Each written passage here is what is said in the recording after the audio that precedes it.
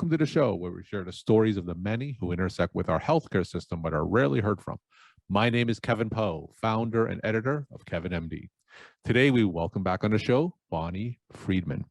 She is a patient advocate and she wrote the book, Hospital Warrior, How to Get the Best Care for Your Loved One. And she most recently contributed to Kevin MD with this article, The Advocate's Sword Stands Polished and Ready. Bonnie, welcome back to the show. Thanks, Kevin. It's great to be with you again. So we'll get into your article in a little bit, but for those who didn't get a chance to listen to our earlier episode, can you just briefly share your story and journey to where you are today? Sure. My husband has had a series of hospitalizations over a long stretch of time, some of them very serious, some of them life-threatening, and I continued to learn more and more through his hospital experiences what I could do to advocate for him and ensure the best possible outcomes. Out of his last experience, which actually involved 2 hospitals and a nursing home that stretched out over a 3-month period of time, I came away from all of that really brimming with an understanding and a knowledge about hospital care from the family standpoint and what I could do to make sure he was getting the best care. Out of that, I wrote the book Hospital Warrior. And since then, I've continued talking about these issues. I blog, such as on your site, and occasionally do podcasts myself to help spread as much information as I can reasonably spread from a layperson's standpoint about caring for your loved ones. So that's where I like to put my focus. And I continue, particularly as we go through such trying times as we are now in healthcare, to keep zooming in on that sort of thing. Now, through your years as a patient advocate, and of course, all your years online and writing your book, tell me some of the challenges that you faced as a patient advocate. Well, I think one of the biggest things that family members face is that the healthcare system is really intimidating. It's a bureaucracy unto itself, and the hospital setting is even more bureaucratic. And then you add on all these layers of medical terminology and healthcare professionals who seem intimidating, even if they're not trying to be. And you, as the family member, can end up feeling like a stranger who's lost in some foreign land.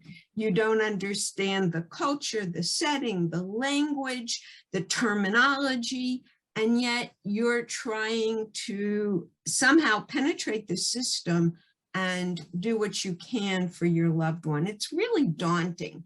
And so I like to focus on what you can do as a family member, and to some extent what you shouldn't do. So I think that's probably the biggest challenge. People are intimidated, they're frightened, and of course they're emotional because someone they love is sick.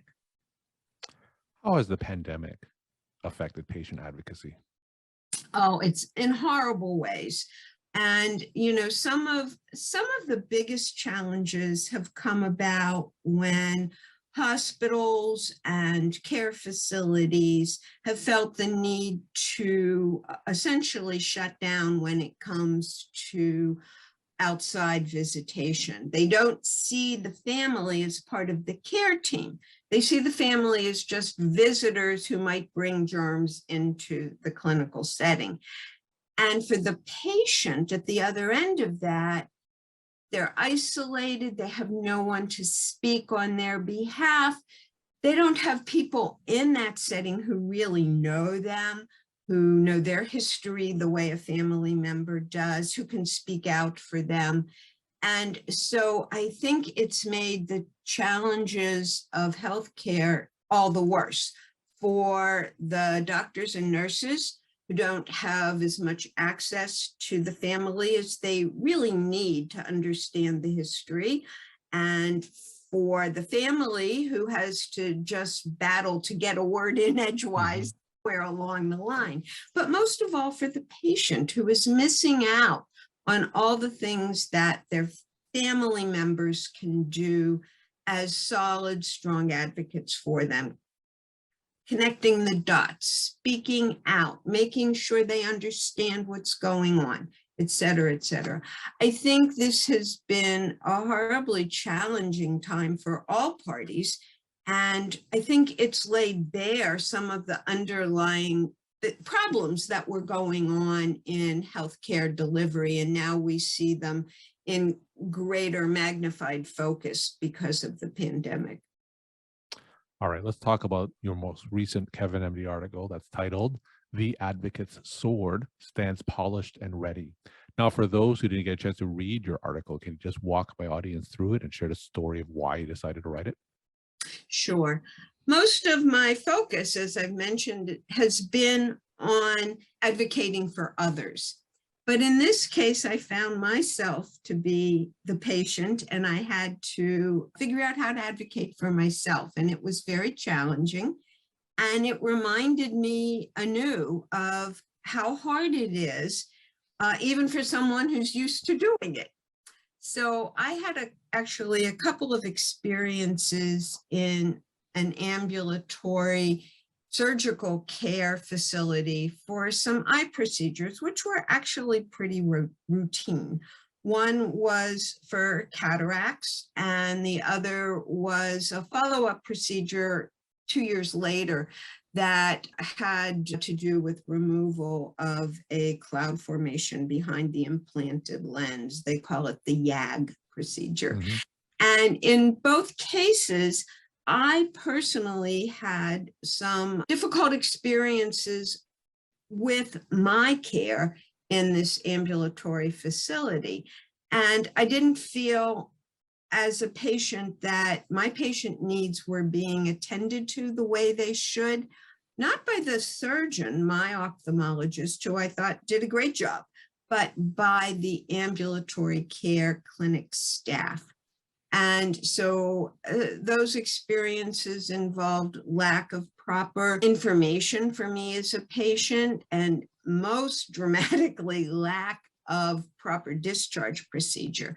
And so I wrote about those two things and talked about how important it is for the ambulatory care staff to be attuned to what patients need, and how they can serve those needs, certainly in a better way than my needs were served.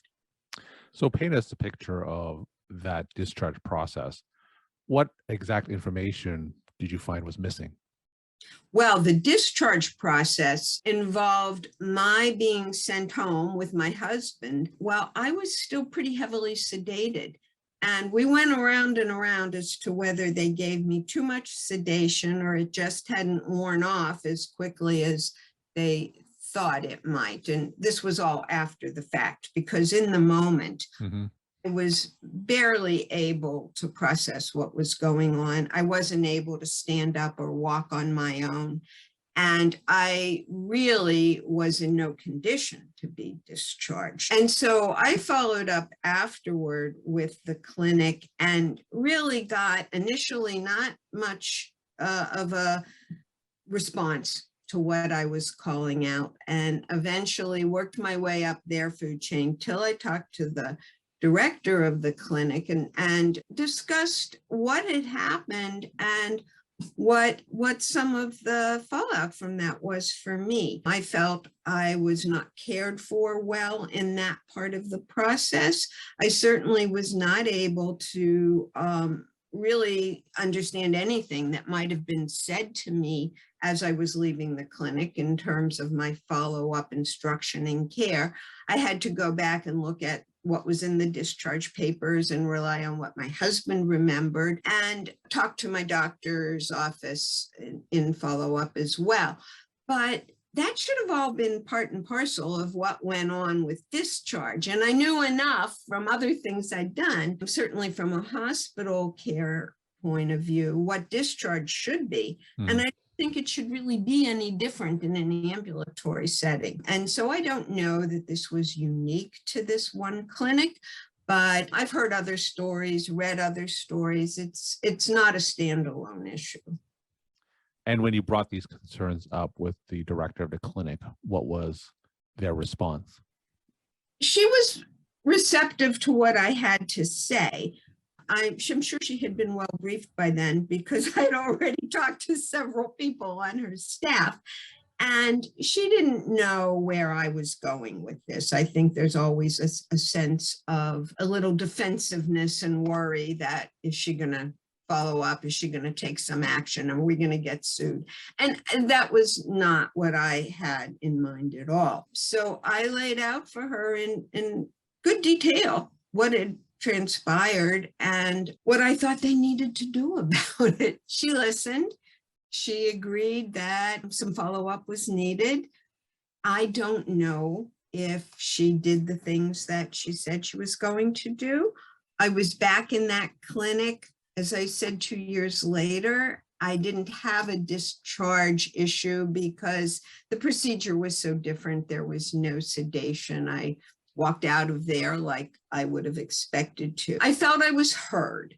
And beyond that, I had no way to know if she did everything she promised to do.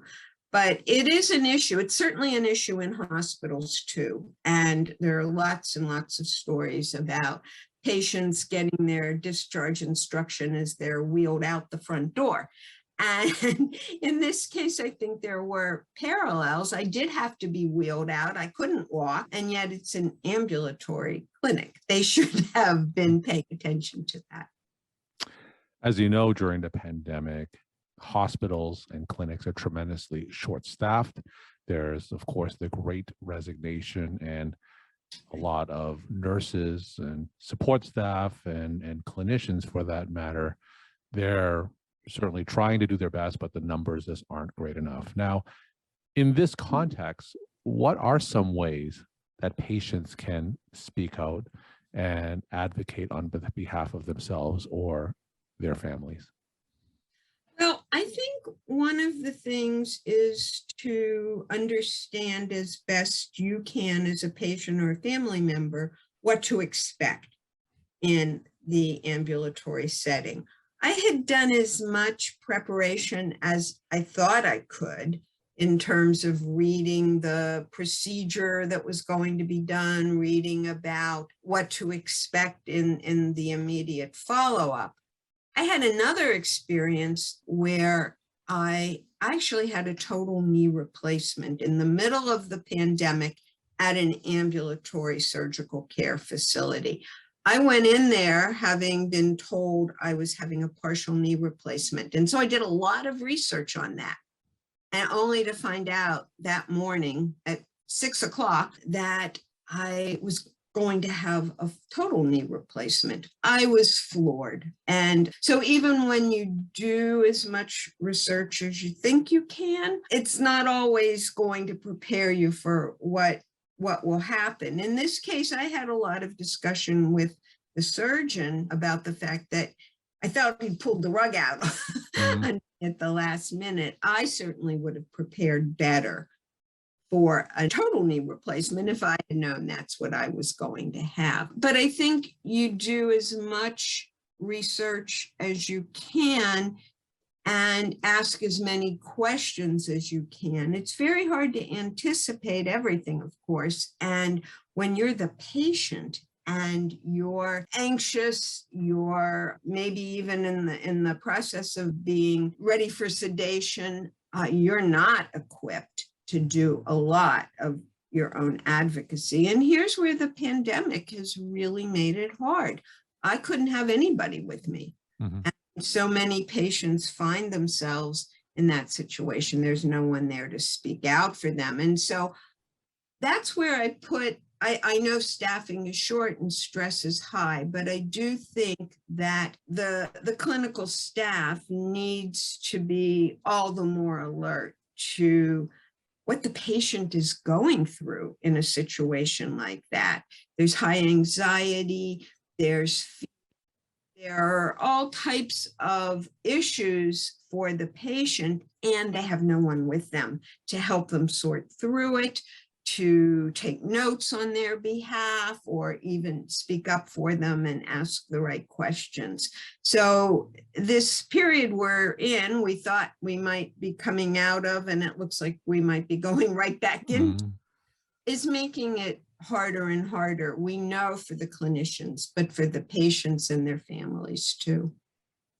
We're talking to Bonnie Friedman. She's a patient advocate, and she's the author of the book, Hospital Warrior: How to Get the Best Care for Your Loved One.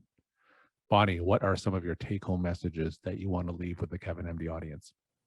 Well, I think for the administrative staff at the clinics, there are things that can be done up front.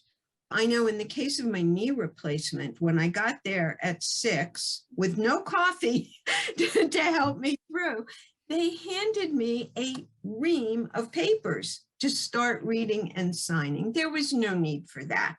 That could have all been done better for myself and better for them in advance. Had they sent me all that, I could have read it with a clear head, knew what I was signing, and felt more confident. In this case, a lot of pressure, a lot of need to go through a lot of things that I might not even have fully understood in the moment, and just keep pushing that paper. So I think presenting patients with as much information up front as possible would be a really important takeaway message.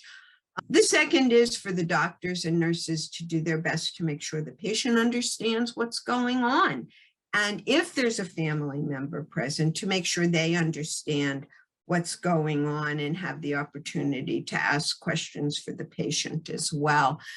Discharge protocols we've talked about here. I think that's really important. And along with it, the training that surgical centers need to make sure they are giving their staff and following up with their staff. They may need refreshers regularly. I know it's hard. Timing is tough. There are a lot of challenges, but for a patient experience to really go well, they need to do this. And the last thing I'd like to put out there is that I'd like to see the Joint Commission incorporate some of these things in their ambulatory healthcare goals.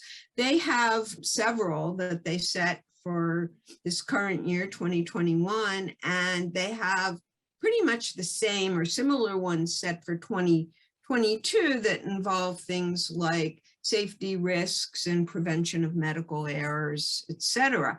But I didn't see anything in their standards that addressed patient communication and discharge protocols that are set well and properly in short. So I do have a shout out there to JCO to take a look at their patient safety standards for ambulatory care and see if they're addressing these issues. I think they need to do that. Bonnie, thank you so much for coming back on the show and sharing your time and insight. Thank you so much for having me, and happy holidays.